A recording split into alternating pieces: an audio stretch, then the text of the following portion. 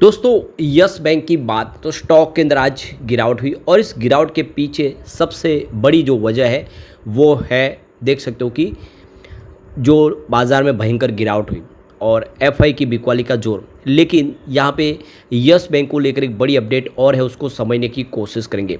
Yes bank ने इस बार result बताया वो काफ़ी शानदार रहा है। रिजल्ट हर बार ही कंपनी अच्छा बताती है, लेकिन जो ब्रोकरेज हाउस है वो यस बैंक के रिजल्ट के अंदर नुक्स निकालते रहते हैं, जिसकी वजह से जो है लगातार गिरावट होती है। अब यहाँ तक कि आप देखिए, भले यस बैंक का स्टॉक इस समय काफ़ी नीचे ट्रेड कर रहा है, 20 रुपीज़ से नीचे आपको यस बैंक का स्टॉक आता हुआ दिखाई देगा। लेकिन गौर करने वाली बात है कि 21.5 की प्राइस से एसबीआई और दूसरी बैंकों ने अपने शेयर बेचे हैं जापानी बैंक को, तो वो फेयर वैल्यू तो एक बार डिस्कवर हो ही चुकी है। उससे कम आप देख सकते हो कि यहाँ पे 2 रुपये नीचे आपको स्टॉक इस समय दिखाई देगा।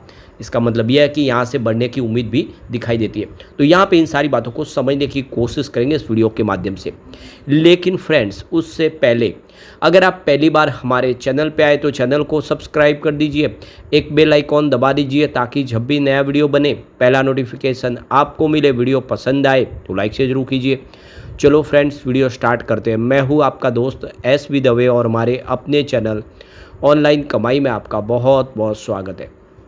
सबसे पहले निफ्टी बैंक की बात कर ले। आज 56,528 के स्तर पे क्लोजिंग थी, जहाँ पे 537 पॉइंट की बड़ी गिरावट देखने को मिली, यानी 0.94% गिरा निफ्टी बैंक। 1% के आसपास की गिरावट देखने को मिली और उतनी ही गिरावट लगभग निफ्टी प्राइवेट बैंक में भी थी।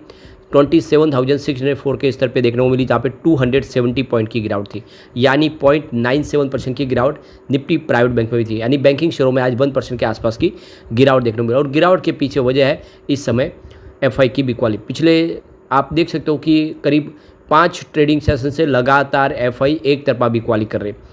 21 जुलाई को उन्होंने 1681 करोड़ की बिकवाली की। 22 जुलाई को उन्होंने 3548 करोड़ का माल बेचा।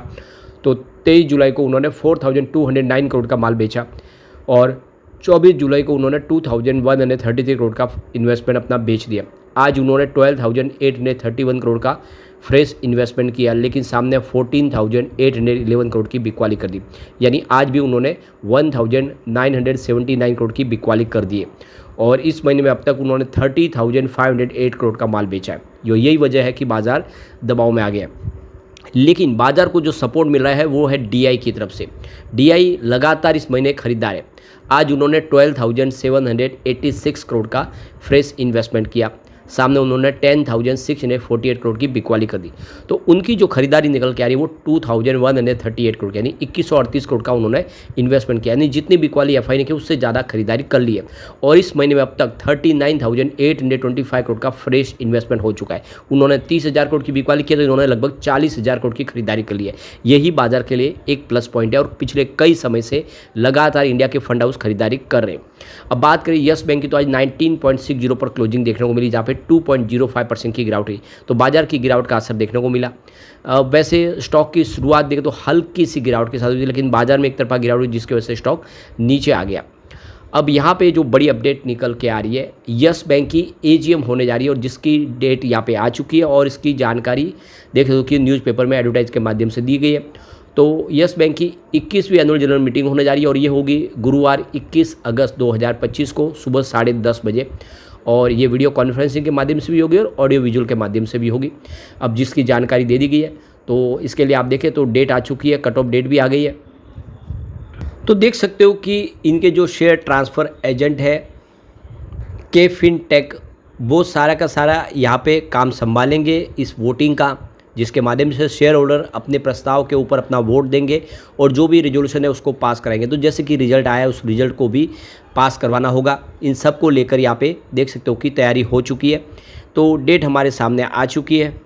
अब यहाँ पे रिजल्ट की बात करें, रिजल्ट इस बार काफ़ी बेहतर रहा है। आप देख सकते हो कि जून 2024 में रेवेन्यू 8,996 करोड़ के आसपास था और जून 2025 की बात करें यह रेवेन्यू बढ़ के 9,429 करोड़ तक पहुँचा।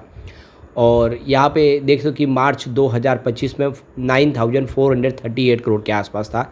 इसका मतलब ये है कि क्वार्टर ऑन क्वार्टर बेसिस पे हल्का सा आपको रिवेन्यू कम होता हुआ दिखाई देगा, लेकिन ईयर ऑन बेसिस पे रिवेन्यू अच्छा खासा बढ़ा है। यानी आप देखें तो लगातार प्रदर्शन बेहतर हो रहा है और प्रॉफिट की बात करें तो प्रॉफिट तो लगातार हर क्वार्टर में बढ़ रहा है। जून 2024 में 516 करोड़ का प्रॉफिट था, जो सितंबर 2024 में बढ़ के 567 करोड़ तक पहुंच गया, और दिसंबर 2024 आते ये 619 करोड़ तक पहुंचा। मार्च 2025 की बात करें क्वार्टर 4 की, तो ये 745 करोड़ के आसपास आ गया, और इस बार क्वार्टर 1 में ये 809 करोड़ तक पहुंच गया। यानी लगातार हर क्वार्टर में प्रॉफिट बढ़ रहा है, बिल्कुल बिजनेस पटरी पे है। एनपीए भी काफ़ी कम हुआ है, और आप देखें तो अब यहाँ पे जापान की एसएमबीसी बैंक ने भी हिस्सेदारी ले ली है, अब उनका भी मैनेजमेंट यहाँ पे काम करेगा। तो ऐसे में आप देखें तो ग्लोबल अब नॉलेज यहाँ पे आएगा साथ में, और आने वाले समय इसकी बैंकों का जो और दाखिल ग्लोबल लेवल पर भी इसका बिजनेस बढ़ता हुआ दिखाई देगा। एक बहुत अच्छी संभावना बन रही है, पॉजिटिव संभावना है, जो इशारा करिए कि आने वाले समय यस बैंक में बेहतर होगा। अब यहाँ पे एक जो बड़ी अपडेट निकल के आ रही है, अनिल अंबानी एक बार फिर से फंस गए हैं यस बैंक के घोटाले के मामले में। तो जो अपडेट निकल के आ रही है कि अनिल अंबानी ने 3000 करोड़ का लोन लेने के लिए यस बैंक के मैनेजमेंट को रिश्वत दी थी। तो ये देख सकते हो कि जो अपडेट पूरी निकल के आ रही है, ईडी ने गुरुवार को उद्योगपति अनिल अंबानी के रिलायंस ग्रुप से जुड़े 35 से अधिक स्थानों पर और 50 से ज़्यादा कंपनियों पर छापेमारी की है। ये छापेमारी 3000 करोड़ रुपए के यस बैंक ऋण धोखाधड़ी मामले से संबंधित मनी लॉन्ड्रिंग जांच का हिस्सा है। सूत्रों के अनुसार ईडी की जांच में पता चला है कि यस बैंक के शीर्ष अधिकारियों ने बिना उचित जांच पड़ताल के अनिल अंबानी की कंपनियों को 2017 से लेकर 2019 के बीच लगभग 3000 करोड़ रुपए के ऋण मंजूर किए, जिसमें रिश्वत का एक अवैध हिस्सा शामिल था। तो ये सब राणा कपूर के आग के नीचे हो रहा था, वही करवा रहे थे। जो प्रमोटर है उन्होंने लगातार रिश्वत ली और ऐसे ही लोन बांटे। तो बिल्कुल आप समझ सकते हो। लेकिन वैसे यस बैंक ने रिकवरी भी की, और आप देखें पिछले दिनों जो रिलायंस सेंटर था, जो इनका हेडक्वार्टर, वो भी उन्होंने आप देखें इस लोन के पैसे के बदले में ले लिया था।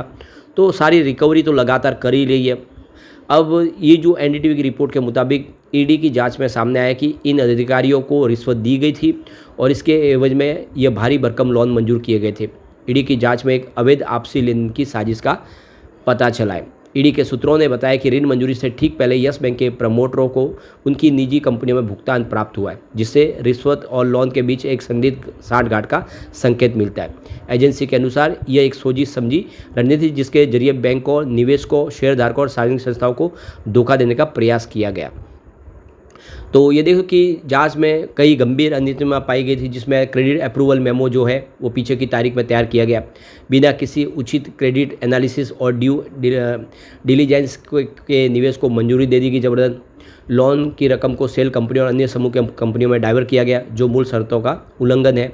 कई कंपनियों के सामान्य पते और निदेशक में पाए गए पते वो गलत है, और वित्तीय रिकॉर्ड बेहद कमज़ोर थे। कुछ मामलों में लोन आवेदन के लिए के दिन ही फंड ट्रांसफ़र कर दिया, जिस दिन आवेदन किया गया उसी दिन फंड मिल गया, और कुछ में तो मंजूरी से पहले ही राशि जारी कर दी गई। तो ये लगातार बहुत सारे फ्रॉड हुए, और अब देख सकते हो इसमें जांच हो रही है। देखना होगा कि किस तरह से ये पूरी रिकवरी होती है।